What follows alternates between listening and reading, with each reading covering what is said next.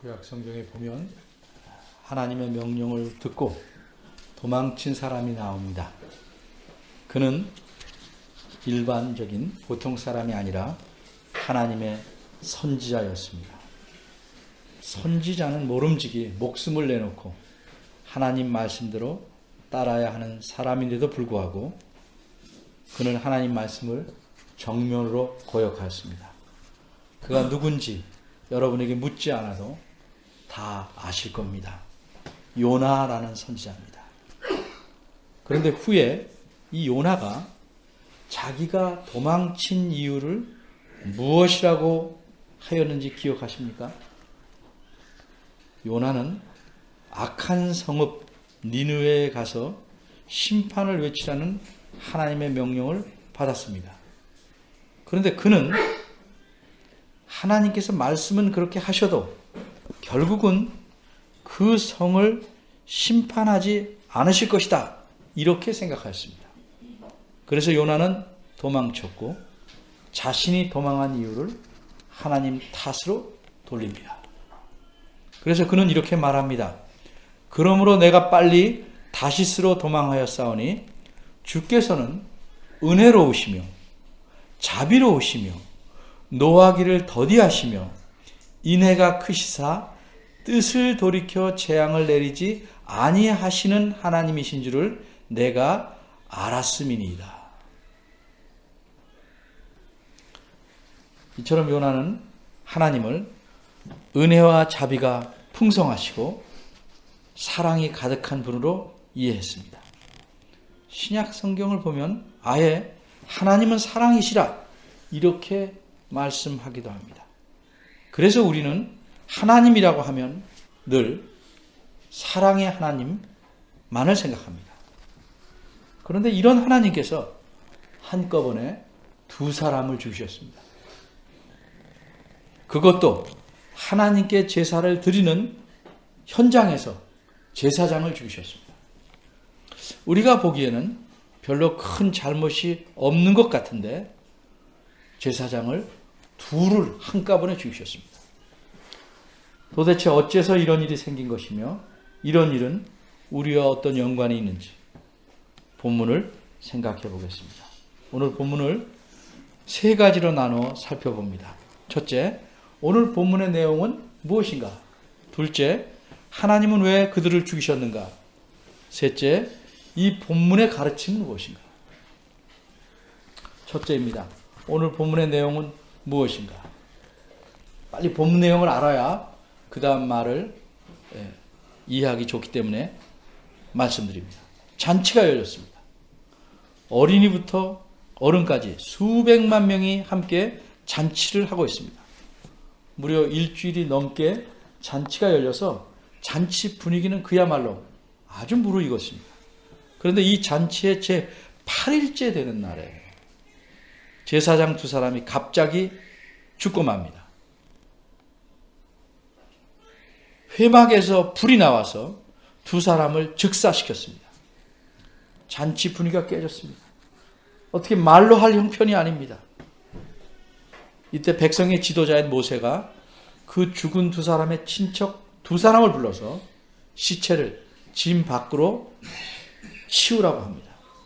그 두 사람을 치웠습니다. 이 죽은 두 사람에게는 친형제 둘이 있습니다. 이들도 이 성막에서 일하는 제사장들입니다. 근데 하나님께서 모세를 통해서 그들과 그들의 아버지에게 말합니다. 너희들은 너희 형제가 죽었지만 그 죽은 것에 대해서 슬퍼하지 말라. 머리를 풀어 제치고 옷을 찢어서 슬픔을 표현하지 말고 전처럼 나를 섬기는 일에 집중하라. 이렇게 말씀합니다.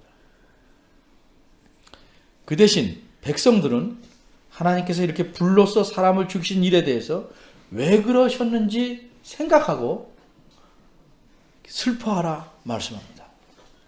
이것이 오늘 본문을 간단하게 간추려 본 내용입니다. 왜 하나님께서는 갑자기 이 두 제사장을 죽이셨을까? 그 이유를 잘 이해하기 위해서 오늘 본문 앞쪽의 내용을 잠시 생각해 보겠습니다. 정리하면 이렇습니다. 하나님께서는 이스라엘 백성들을 택해서 자기 백성을 삼았습니다. 그래서 이 백성들은 하나님과 함께 살아가게 됩니다. 그런데 이들은 사람이기 때문에 죄를 지을 수밖에 없습니다. 그런데 하나님은 죄를 지은 자는 반드시 죽이십니다. 하나님은 죄인과는 함께 살지 못하시기 때문입니다. 그럼 어떻게 해야 될까? 죄를 해결해야 할 방법이 있어야 합니다. 그래서 하나님께서는 그 해결책으로 제사를 드리도록 가르쳐 주십니다. 그래서 레위기 1장에서 7장까지는 죄를 하나님께 용서받기 위해서 드려야 될 제사, 그리고 제사 방법에 대해서 설명하는 것입니다. 그런데 중요한 점은 사람이 자기 마음대로 제사를 드리면 안 되고 반드시 하나님께서 가르쳐 주신 규칙대로 제사를 드려야 한다는 점입니다. 또 이 제사는 각자 제 마음대로 드리는 것이 아니고 제사장을 통해서 드려야 하므로 제사장은 누구보다도 그 규칙을 잘 알아서 제사를 반듯하게 드려야 합니다. 그래서 레위기 8장에서 10장까지는 제사장에 관한 규칙들을 또 알려줍니다. 특별히 8장에서는 하나님께서 아무나 제사장을 세우지 않고 모세의 형인 아론과 그의 네 아들을 제사장으로 우선 세우셨습니다. 그래서 이들을 그 제사장 직분에 세우는 위임식, 즉 취임식을 하는 장면이 레위기 8장부터 나오기 시작합니다. 7일 동안 이 위임식 잔치를 합니다. 그리고 취임한 제사장이 첫 제사를 드립니다. 이 내용이 9장입니다. 9장을 보면 제8일에 이 제사장들이 백성들의 제사를 담당해야 되니까 그렇게 제사 드리는 첫 일을 한번 해봅니다. 그리고 아론의 두 아들이 이 제사를 드릴 때 발생한 사건을 오늘 본문이 말하고 있는 것입니다. 오늘 본문 1절 바로 앞구절인 9장 24절을 보면 여호와 앞에서 불이 나왔습니다.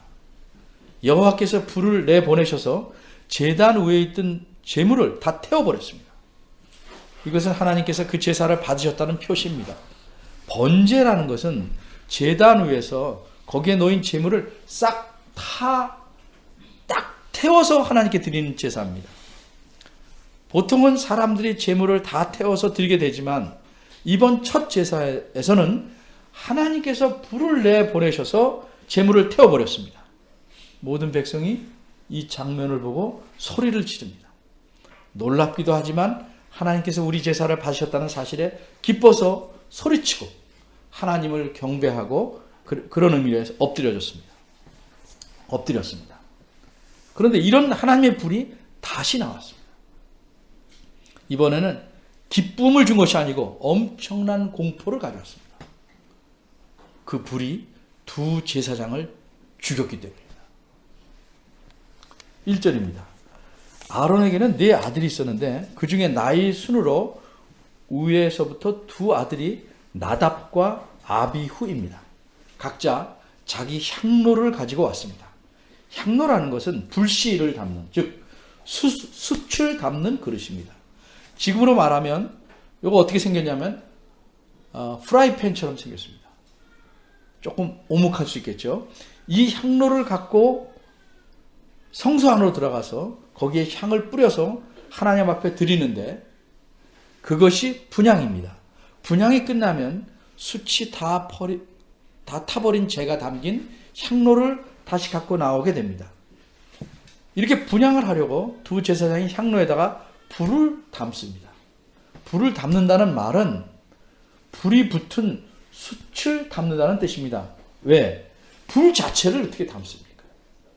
근데 이렇게 할 때 하나님께서 정하신 방법대로 만든 향을 이제 거기다 뿌리면 매우 좋은 향기가 나고 하나님이 그 향기를 맡으시는 겁니다. 2절입니다.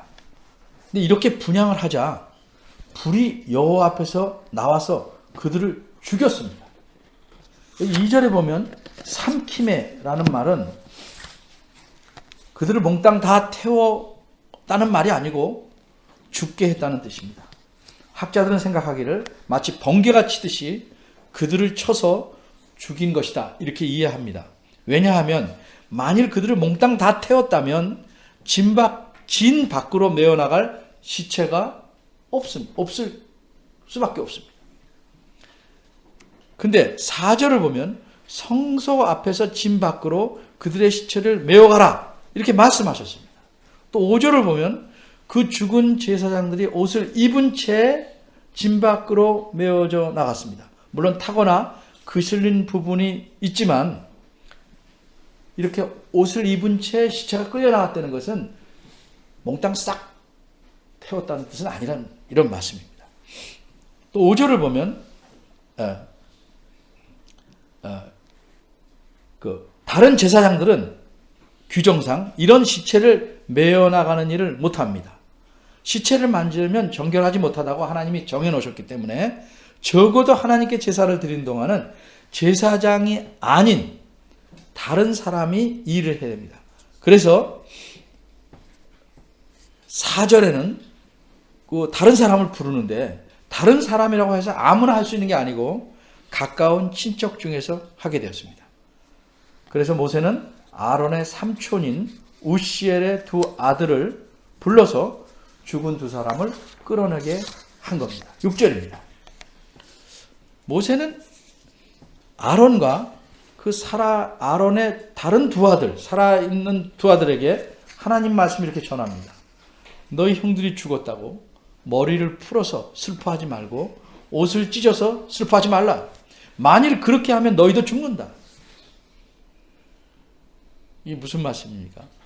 우리나라 입장에서 보면 좀 이해가 덜 됩니다. 우리나라에서는 일반적으로 사람이 죽으면 모든 일을 제쳐놓고 슬퍼하고 장례를 치르는 것이 우선입니다. 그런데 성경에서는 그렇지 않습니다. 왜냐하면 적어도 제사장들에게는 하나님을 섬기는 일이 우선이기 때문입니다.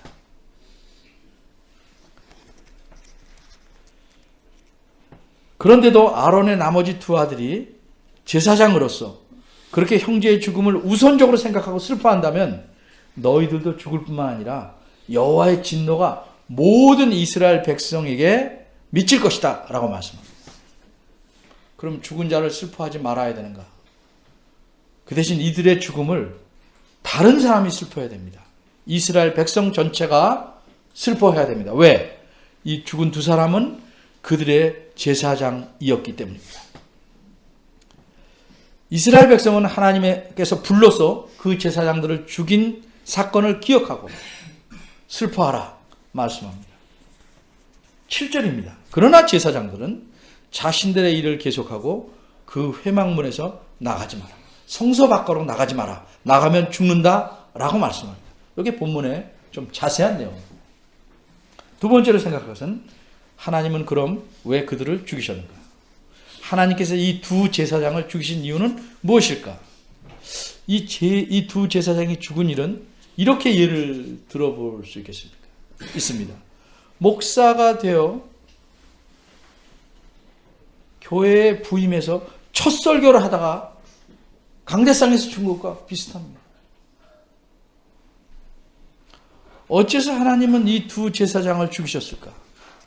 1절을 보면 우리말 성경에는 여호와께서 명하시지 않은 다른 불을 담아 분향하였기 때문이라고 말합니다. 여기서 다른 불이란 원문에서는 생소한 불입니다. 낯선 불. 생소한 불. 근데 이 말이 무슨 뜻인지 좀 역시 우리한테 생소하죠. 그래서 학자들 간에는 몇 가지 해석이 있습니다. 대표적인 세 가지를 소개합니다. 첫째는 이 불만 문제가 아니고 하나님께 향을 드릴 때는 정해진 재료를 정해진 방법대로 만들어서 바쳐야 되는데 이들이 그렇게 하지 않고 자기들 마음대로 했을 것이다. 그러니까 향에다가 문제를 두는 불 플러스 향. 두 번째는 하나님께 분향할 때는 아침과 저녁 등불을 점검할 때와 또 등불을 킬 때인데 아무 때든지 들어가려고 했기 때문이다 라는 해석도 있습니다. 이거는 분양의 시간의 문제입니다. 세 번째는 그 분양하는 곳은 분양단인데 그 성소 안쪽이 지성소인데 바로 그 지성소 앞에 분양단이 있습니다. 근데 지성소는 아무나 못 들어갑니다. 1년에 오직 한 번씩만 대제사장이 들어갈 수 있습니다. 이들은 대제사장이 아닙니다. 그런데 호기심이나 어떤 이유로 그 안에 들어갔다 나오다가 죽었을 것이다. 이렇게 생각하는 해석도 있습니다. 그러면 우리는 어떻게 이해해야 될까? 다 그럴듯합니다. 이렇게 하면 죽는다고 다 성경에서 말합니다. 죽었습니다. 우리 이럴 때 어떻게 해석해야 될까? 학자들이 말하면 다 맞는가? 다소 불분명해도 우리는 성경 말씀대로 이해하는 것이 옳은 겁니다. 성경 말씀 뭐라고 그랬습니까? 1절은 분명히 여호와께서 명하지 않은 생소한, 즉 낯선 불을 담아서 분양했기 때문이라고 했습니다. 그러니까 불에만 문제가 있는 겁니다. 불, 향의 문제가 아니고 불의 문제입니다. 이렇게 이해하는 것이 우리가 성경을 이해하는 옳은 방법이라고 저는 생각합니다. 그럼 여기서 말하는 여호와께서 명하지 않은 생소한 불이라는 게 무엇인가? 하나님께 제사 드릴 때는 요즘식으로 말하면 무슨 라이터 불이나 가스 불이나 성냥 불이나 내 마음대로 사용할 수가 없습니다. 하나님이 정해놓으셨습니다. 하나님은 하나님께 번제를 드리고 남은 숯덩이를 사용해서 불을 만들어서 그것으로 드리라고 했습니다. 그러니까 생소한 불이라는 건 그것을 사용하지 않고 다른 방법을 사용해서 불씨를 만든 겁니다. 이처럼 불의 문제가 있는 것입니다. 여호와께서 명하시지 않은 생소한 불을 어떤 이유로든지 향로에 담아서 여호와 앞에 나갔으니까 죽음을 당한 것입니다. 이 일을 목도한 아버지로서는 정말 기가 막힙니다. 하루아침에 자녀 넷 중에 둘을 잃었습니다. 병들어 죽은 것도 아니고 하나님께서 쳐 죽이신 겁니다. 이런 아버지에게 모세는 여호와의 말씀을 듣고 그 아버지에게 말합니다. 이 말을 들은 아버지 아론은 수긍합니다. 3절 끝부분을 보면 아론이 잠잠했다고 말합니다. 비록 감사합니다 라고는 할 수 없었지만 어떤 사람이 어떤 이유로든지 자기 자식이 죽었는데 감사합니다 현장에서 말할 부모가 어디 있겠습니까? 그러나 적어도 수긍했습니다. 그럼 하나님께서 모세를 통해 아론에게 말씀한 내용이 무엇인가? 그것은 이것입니다. 나를 가까이 하는 자 중에 특별히 이스라엘 백성 중에서 하나님께 가까이 나가서 하나님을 섬기는 일을 하는 사람들 중에, 즉 여기서는 제사장들을 통해서 내가 거룩함을 얻겠고 또 이렇게 하는 일을 통해서 모든 백성 앞에서 내가 영광을 얻으리라. 이게 무슨 말일까? 풀어 말하면 이런 말입니다. 나를 가까이서 섬기는 제사장은 반드시 나를 거룩히 여겨야 되고 거룩히 대해야 하고 또 이렇게 하는 걸 보고 백성들은 하나님께 영광을 돌려야 한다는 뜻입니다. 그런데 나를 가까이 하는 너의 두 아들이 나를 거룩하게 대하지 않았고 따라서 모든 백성이 내게 마땅히 돌려야 할 영광을 돌릴 수 없게 만들었다는 뜻입니다. 내 두 아들이 나 하나님을 거룩하게 여기지 않아서 나를 모욕하였다는 말씀입니다. 이 말에 아론은 할 말이 없습니다. 그런데 영광을 얻는다는 건 무슨 뜻일까? 성경에서 다양하게 사용됩니다. 그런데 여기서 영광을 얻는다는 말씀은 존경을 받는다는 의미입니다. 아, 하나님이 저렇게 거룩하신 분이구나를 보고 많은 사람들이 하나님을 존경하고 경외하게 된다는 뜻입니다. 그렇게 하도록 하나님께서는 하나님께 가까이 하는 사람들을 세워놓으신 겁니다. 근데 이 일에 아론의 두 아들이 실패했고 그래서 사람들은 하나님께 영광을 돌리지 못한 겁니다. 그래서 하나님의 영광이 가려진 것입니다. 이렇게 말씀한 겁니다. 이해를 위해서 예를 하나 들어봅니다. 가까운 사람이 어떻게 하느냐 하는 행동은 다소 먼 사람에게 영향을 미치고 또 행동할 방향을 정해주는 것입니다. 자식의 홀대를 받는 부모는 그 사실을 아는 남들에게 존경을 받기가 힘듭니다. 내가 쉽게 막대하게 함부로 대하는 아내를, 그 여자를 다른 사람이 진정으로 잘 대할 수 있겠습니까? 내가 마구대하고 종처럼 부리는 남편을 다른 사람이 존경할 수 있겠습니까? 가까운 사람이 어떻게 하느냐는 주변의 여러 사람들에게 결정적인 영향을 미치는 겁니다. 부모가 자식을 마냥 받들어 키워서 부모를 존경하고 마땅한 공경을 보이지 못하도록 그런 일을 가르치지 않는다면 부모는 스스로 모든 사람에게 자신을 웃음거리로 만드는 겁니다. 자식이 공경하지 않는 부모를 남이 공경하겠습니까?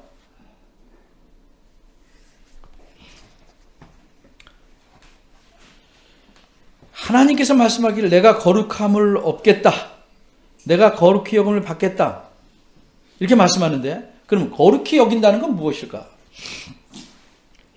우리는 흔히 저 사람 혹은 거룩하다. 그렇게 말할 수 있습니다. 너희는 나처럼 거룩하라 했으니까 거룩한 사람이다. 이렇게 말할 수 있습니다. 근데 대부분 사람들은 성경적이지 않은 근거로 거룩하다고 말합니다. 무엇을 보고 거룩하다고 합니까? 종교적인 모습을 보고 거룩하다고 하는 것 성경적이겠습니까? 걸음걸이가 그러면 혹은 풍채가 말이 그럴듯하면 거룩한 것입니까? 그런 건 아닙니다.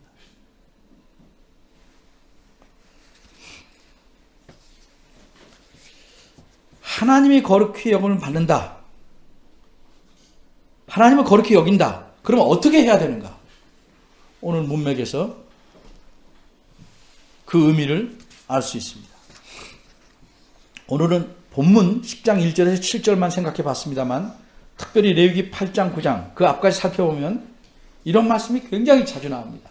한 일이 끝날 때마다 여호와께서 모세에게 행한 대로 행했다. 여호와께서 명하신 대로 준행했다. 사건이 끝날 때마다 여호와의 명령대로 했다. 계속 이렇게 말합니다. 오늘 본문은 내가 나를 가까이 하는 자에게서 거룩함을 얻어야 되는데 얻지 못했다는 거죠. 그것을 1절에 뭐라고 말했습니까? 여호와께서 명하시지 않은 생소한 불을, 다른 불, 생소한 불을 담아드렸다는 거예요. 그러니까 하나님을 거룩히 하는 것은 하나님께서 명하신 것대로 행하는 것과 직결됩니다. 그리고 나서 4절부터 보면 이 시체를 너희들이 치워라. 너희는 머리를 풀지 말고 슬퍼하지 마라. 백성들이 대신 슬퍼해라. 7절에 뭐라고 그랬습니까?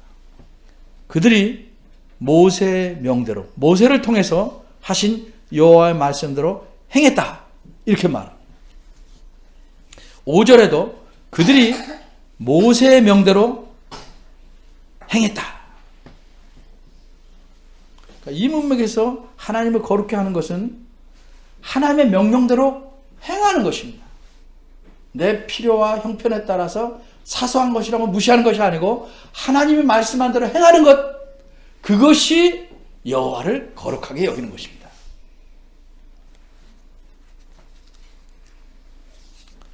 세 번째로 이 본문이 이 사건을 기록한 것은 우리에게 무엇을 가르쳐 주는가? 예를 먼저 듭니다. 부모를 공경한다는 건 뭘까? 부모님은 이가 다 빠지셨어요. 난 맛있는 것 좀 죽 좀 먹고 싶다. 근데 자식은 우깁니다.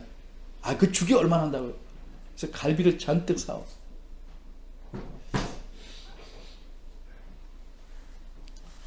그렇게 사와봤자 부모님은 눈으로만 잡습니다. 배를 채우지 못합니다.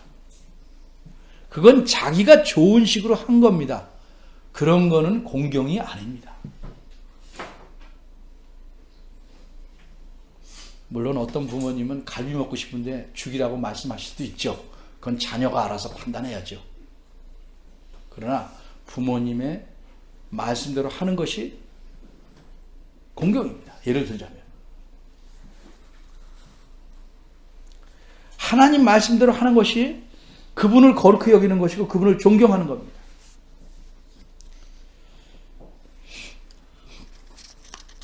이 모세 위대한 사람이잖아요. 근데 나중에 가나안 땅에 못 들어갑니다. 하나님 못 들어가게 하십니다.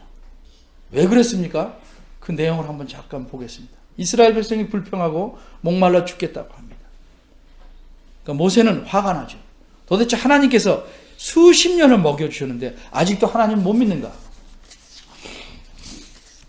그래서 반석에서 지팡이를 쳐서 물을 내라고 하나님 말씀하셨는데 모세는 홧김에 한 번 치던 걸 두 번 쳤습니다. 우리가 볼 땐 별거 아니죠. 하나님이 한 번 치려면 한 번 쳐야 되는데 두 번 쳤습니다. 그러니까 하나님이 바로 말씀합니다. 이스라엘 자손의 목전에서 나의 거룩함을 나타내지 아니했기 때문에 너는 가나안 땅에 들어가지 못한다. 하나님께 가까이 가고 책임이 많은 사람일수록 하나님은 엄하게 요구하십니다.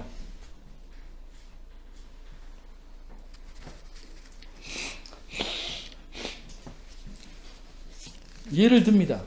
우리 교회에서는 그런 일이 안 일어나지만 아이들이 예배 시간에 왔다 갔다 하는 것 뭐 어리니까 이해할 만하지요. 근데 부모가 계속 방치하면 요거 문제가 되는 거예요. 목사가 그걸 그냥 놔두면 안 되고 엄격하게 다뤄야 합니다. 초신자가 우리가 생각하는 좀 것과 다르게 예배에 집중하지 못하는 건 이해할 만하죠. 그런데 오래 다닌 신자가 그렇게 하는 것, 하나님 말씀에 불순종하는 건 매우 심각합니다. 설교에서도 늘 복 준다. 자꾸 그쪽만 얘기하면 물론 그것도 성경에서 가르친 중요한 가르침입니다. 그러나 설교는 균형 있게 해야 됩니다. 균형 있는 가르침을 여러분이 받아야 됩니다. 무섭고 힘든 말, 부담되는 말 누구나 듣기 싫어합니다. 그런데 안 들으면 사람은 방자해집니다. 하나님이 이래도 저래도 놔두시고 우리 좋은 대로 다 해주신다면 그분은 우리 하나님이 아니고 우리의 종입니다. 우리를 위해서 모든 걸 희생하는, 그래서 우리가 해달라는 대로 다 해주는 부모, 그거는 그 자식의 노예입니다. 자식이 부모의 상전입니다. 선을 잘 그어서 가르쳐야 됩니다.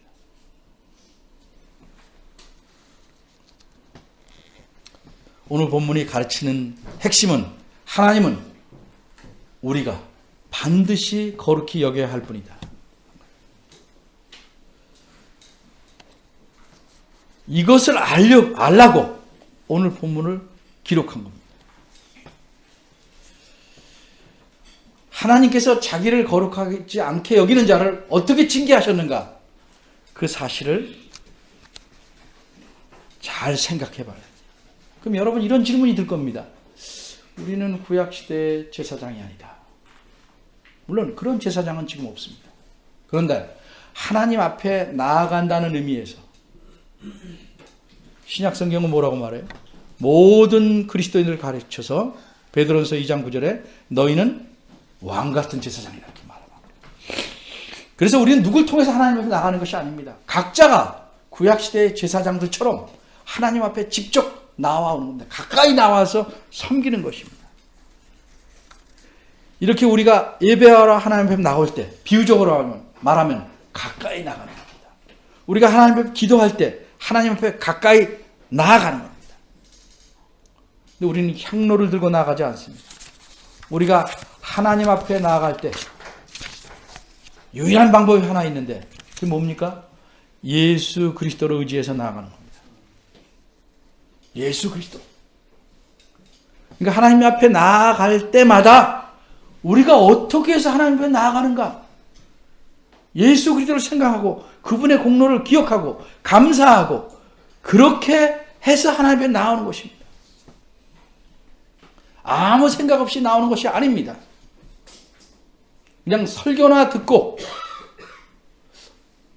예배에 참석하지 않으면 한 주간이 좀 찜찜하니까 예배에 참여하는 것이 아닙니다. 하나님께서 예수 그리스도를 통해서 베풀어 주신 그 은혜에 감사해서 감격해서 예배에 나오는 겁니다.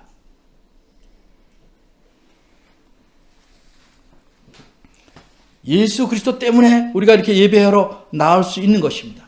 멍한 생각으로 빈 생각으로 나오는 것, 나와서는 경건한 척하고 예배할 수 있지만 하나님이 받으시지 않는 예배입니다. 옛날 같으면 불이 나와서 죽여야 될 태도입니다.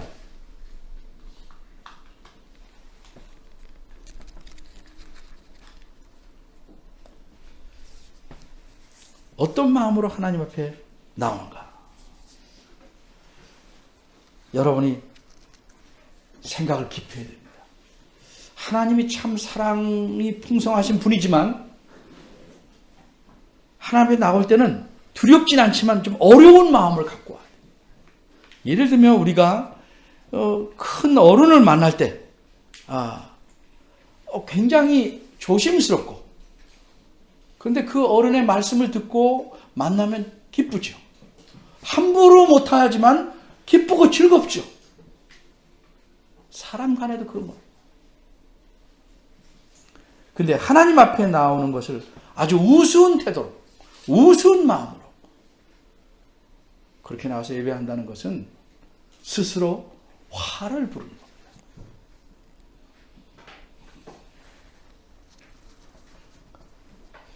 우리가 하나님을 그렇게 예배하면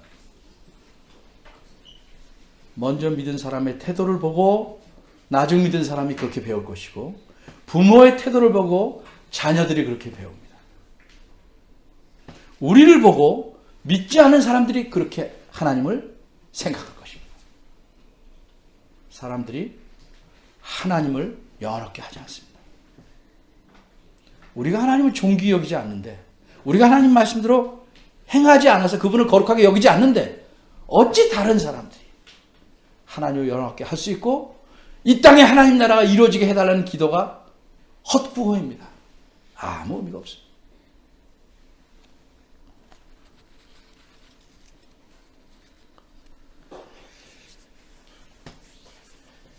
이렇게 하나님 앞에 나오는 것, 물론 신앙의 분량에 따라 하나님이 잘 참고하시겠지만 헛되게 하나님 앞에 나오는 것 하나님 정말 싫어하십니다. 히브리서 12장 끝에 보면 이런 말로 권고합니다. 그러므로 우리가 흔들리지 않는 나라를 받았은즉 은혜로 받자. 이로 말미암아 경건함과 두려움으로 하나님을 기쁘시게 섬길지니. 그 다음 말이 뭔지 아십니까?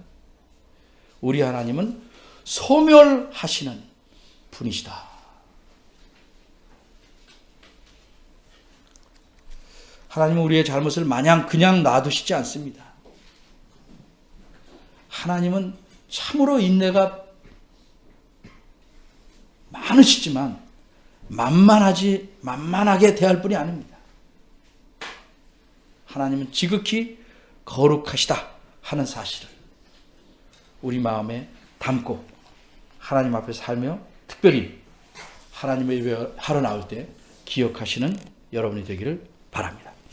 기도하겠습니다. 하나님, 하나님의 은혜로 저희들이 하나님 앞에 나와서 예배합니다. 그런데 이것이 매주 반복되다 보니 하나님을 너무 가볍게 생각하고 만만하게 대하지 않는가. 예배를 그저 가벼운 일상사처럼 생각하지 않는가 반성해 봅니다. 하나님께서 세상을 다스리고 위대한 왕이신데 우리의 영광스러운 아버지신데 조심함이 없이 방자한 마음으로 하나님 앞에 나오지 않는가. 이러한 잘못들을 용서하시고 앞으로도 겸허하고 경건함으로 거룩하신 하나님 앞에 나오는 저희들 되게 하시옵소서. 하나님 말씀대로 행함으로써 하나님을 거룩하게 여기고 하나님을 바로 공경할 줄 아는 저희들 되게 하시옵소서. 예수님의 이름으로 기도합니다.